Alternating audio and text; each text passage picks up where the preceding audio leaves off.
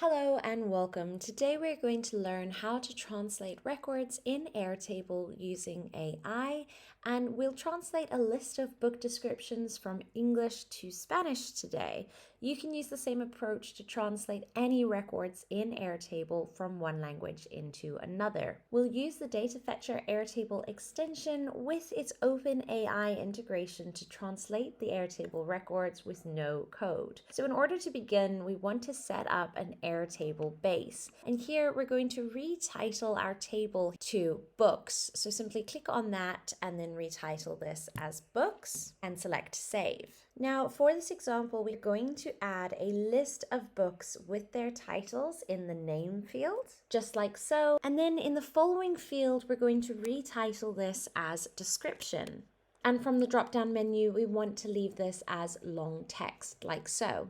Then select Save, and here we're going to paste in the descriptions of each of these books. So once you've done that, we want to add a new field here or edit the one that is already here.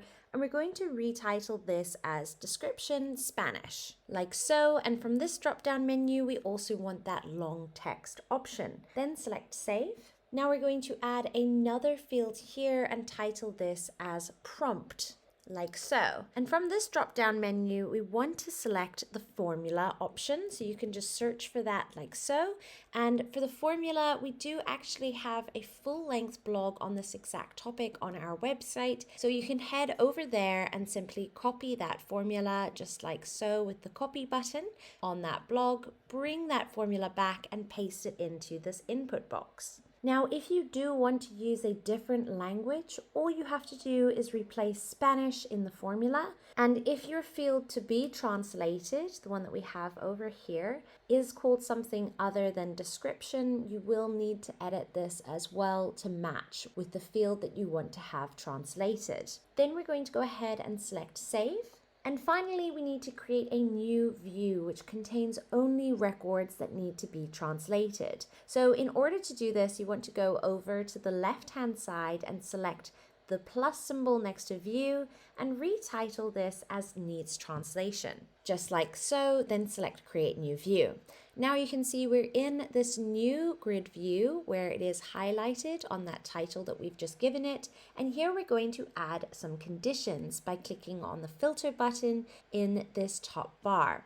So if you select that filter option and then we want to select add condition, and we want for this to read where, and then from the drop down menu select description is not empty, like so.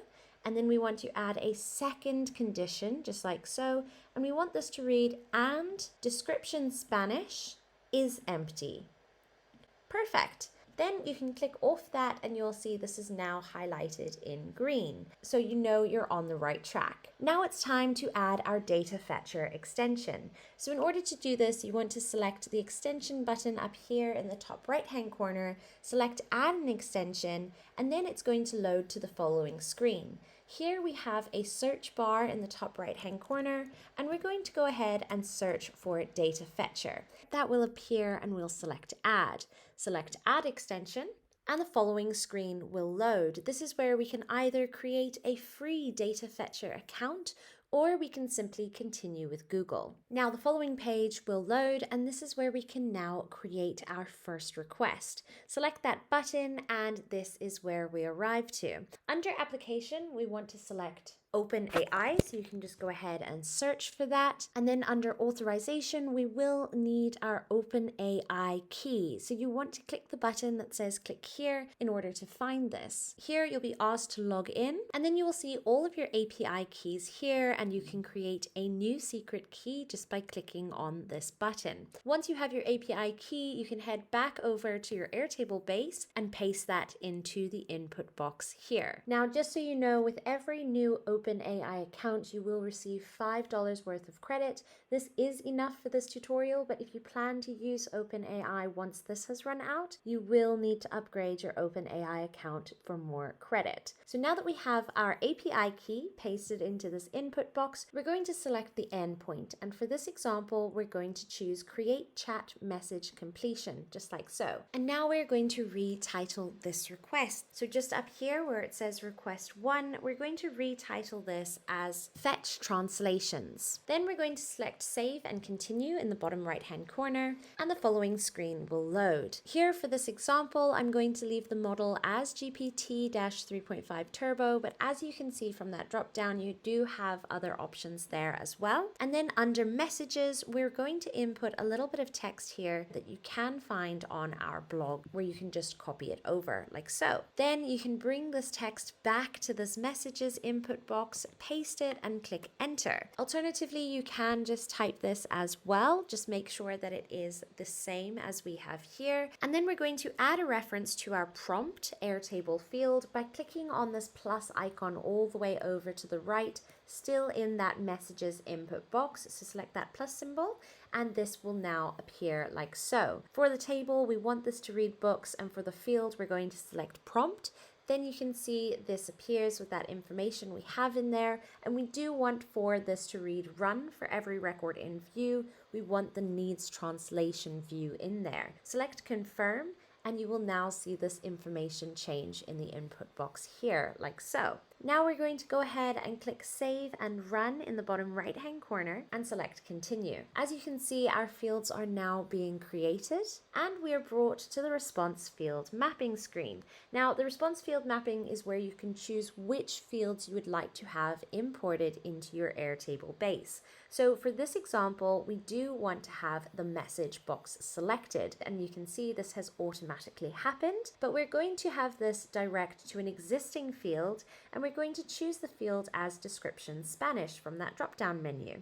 Then we're going to select Save and Run in the bottom right-hand corner, and we are now running this request. Select Show Output Table, and we arrive back to this screen. Now don't panic, we can close this over. We just need to head back to that grid view option to see that our description and our translation has also automatically been created. Really cool. So this is amazing, but at the moment we would have to rerun this request anytime that we wanted to update our Airtable base. So if we were to put anything else in the description box, in order to get that translation, we would have to go and run the request again. However, you can have this happen automatically with Data Fetcher's trigger feature. So if you're wanting to do this, you can head up to the extensions option again, and this will automatically pop up with that extension that you have already added, and it brings up the request that you've already created here. We'll go into this and you'll see all of the settings you've already inputted here. Now we're going to scroll down until we see this trigger option.